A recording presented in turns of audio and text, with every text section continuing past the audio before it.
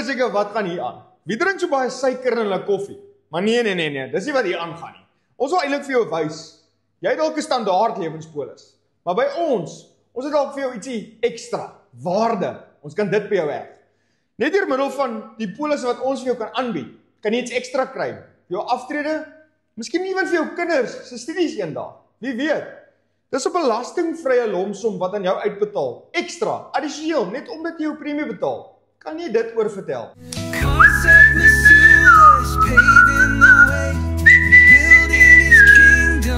Skakel ons gerus as jy meer wil weet.